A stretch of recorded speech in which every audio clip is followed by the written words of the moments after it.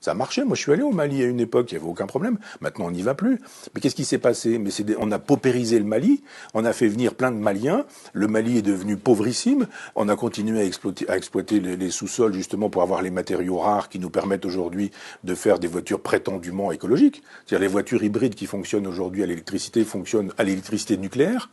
Et quand elles ne fonctionnent pas à l'électricité nucléaire, elles utilisent des métaux rares qui eux-mêmes sont prélevés en Afrique. Et voilà pourquoi on est au Mali. On n'est pas là-bas parce qu'on aime tellement la liberté qu'on les préserve du djihadisme. On s'en fout du djihadisme là-bas. On veut juste pouvoir exploiter, avoir des bases et pouvoir exploiter le sous-sol des Africains parce que la France est tellement islamophile de manière intérieure qu'elle est islamophobe sur la totalité de la planète.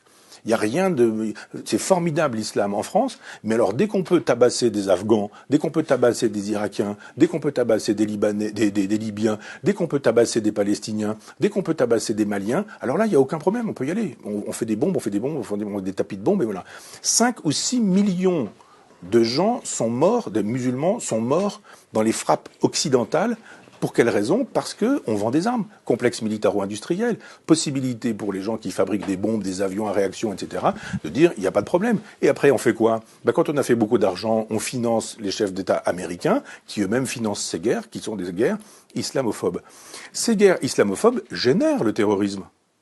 Le terrorisme, il tombe pas du ciel. Voilà des gens à qui on a dit, vous aviez un pays, vous aviez un chef. Ce chef, c'était Adolf Hitler.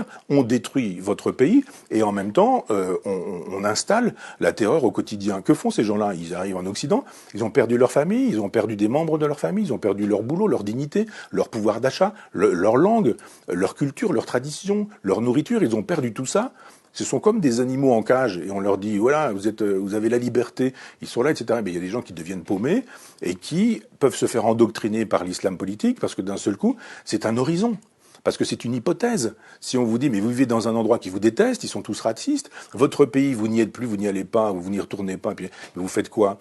Vous avez un pays qui s'appelle l'islam. Votre pays, c'est l'islam, c'est l'Oumma. Donc je pense que tant qu'on n'aura pas une politique nationale, une politique européenne, une politique planétaire et mondiale, c'est-à-dire tant qu'on n'aura pas de projets qui ne soient pas des projets d'argent, de fric, en disant allez-y, circulez, c'est formidable, plus on a des migrants ici, plus on peut baisser les salaires. Évidemment, vous avez des gens, ils viennent du Mali, ils n'ont pas de papier, et ils viennent dire, mais moi, si vous voulez, je vous fais la plonge. Et on leur dit, d'accord, pas de problème, tu me fais la plonge, mais en même temps, pas de papier, pas de truc, je te donne un petit peu d'argent, pas de retraite, pas de sécurité sociale, les sans-papiers trouvent des petits boulots comme ça, et en même temps, quelqu'un qui arrive et qui dit, mais non, mais moi, je veux un salaire, je veux des vacances, je veux